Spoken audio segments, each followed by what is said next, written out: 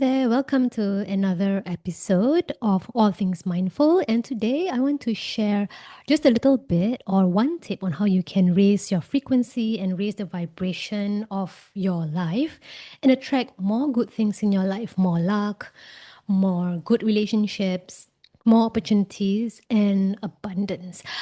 All right, I did a little bit of a rebrand recently. It's not so much of a rebrand because I only have, I think, about 7 episodes thereabouts. However, I did a little shift in terms of focus because I want this podcast to be about us up leveling our manifesting powers. Okay, that sounds a little bit dramatic, but what I mean is that I want all of us to learn and practice how we can increase our frequency and also live a more intuitive life or create a life which feels almost magical to live.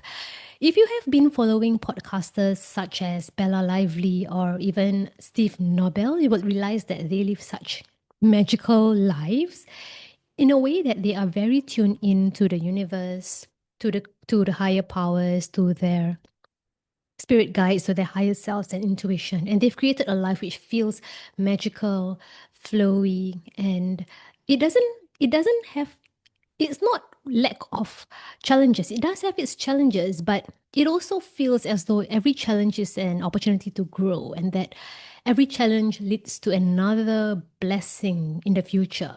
So it seems as though they lead lives which we can only dream about. And I'm wondering whether average people like you and me, I define average as someone who is not overly blessed with spiritual powers. So I was wondering whether average normal people like you and me can also lead a life like that. So I want to somehow share tips on how we can increase our manifesting or increase our intuitive powers and create a very beautiful life which feels beautiful and which feels as magical as possible, as realistically as possible. So I hope that somehow makes sense and somehow I hope that this is something that you can relate to and you find helpful. So anyway, the first thing or tip that I want to share is that I went to a counseling course recently, and I was a former counselor. I am a former counselor, and I still attend counseling workshops for fun and because I want to learn something new. And one thing which the trainer shared with us is that she used to run workshops, parenting workshops, where parents were asked to write 30 things which they are grateful about for their children. So this is quite a challenging exercise. If you are a parent like me, you would understand how challenging that can be, because as parents we are kind of wired, or we are used to looking at problems and solving them, but we tend to take little things for granted. So she said during workshops like that, usually parents are stuck at 10. So after 10, they can't think of anything else to be grateful about. Well, that's when the trainer will prompt them with these questions. Did your child shower by themselves this morning? Did your child brush his or her teeth, himself or herself, yesterday night? These are also some things that you can be grateful about as parents.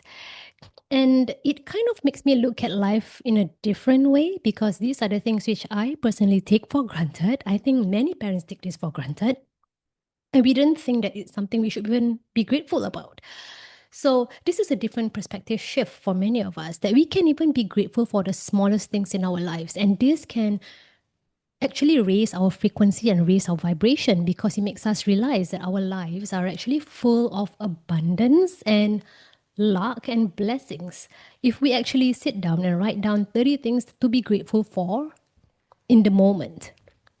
So I actually shared this exercise with someone I know, with a friend, and she was actually shocked in a different way. So she was saying, "Why should I be grateful for these small things?" She told me, "If my children are 9 and 10. They should be showering on their own. They should be brushing their teeth on their own, and I should not even be grateful for small things like this." She said they should be doing this themselves. That's what she told me, and that's when I realized that some of us can look at life in a very different way. There's a very stark difference in the way that friend of mine looks at life and the way maybe I look at life. So I prefer a bird's eye view of looking at life, whereas she prefers to be very immersed in the 3D reality and all the drama that comes with 3D reality. So sometimes we and the people we know can look at lives from very different angles. And there is nothing wrong with being immersed in the 3D reality because let's face it, all of us are on different journeys. We are all learning together and we are all going through self growth journeys together. So some people are at a different point in their lives or in their life journey. Some of us are at different points as well. So it's okay to see that different people will view life differently, and everybody has their own time to develop and has their own time to grow and to experience self growth.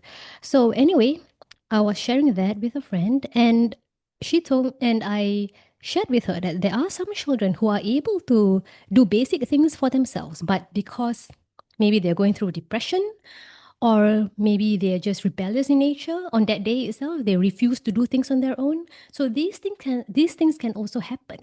So what we can be grateful for is that our children are willing to do basic things on their own, and they are not experiencing any form of difficulty which prevent them from doing basic things on their own. So I guess essentially that's what that's what we can be grateful for. So I don't know if she actually gets what I was explaining to her, because she still feels that these are basic things which my kids should be doing. I should not even be grateful for such things, she said. I don't know if she gets my perspective, but it's great to just plant that seed, so that maybe in future she can slow down a little bit or maybe look at her life a little differently when challenges come up.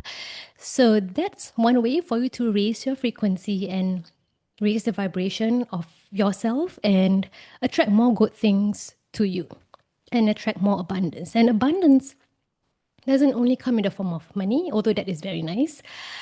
Abundance can come in the form of good colleagues, wonderful relationships with your in-laws, great friends, caring friends, wonderful opportunities, great what else can we term as abundance? Oh yes, good health, for example.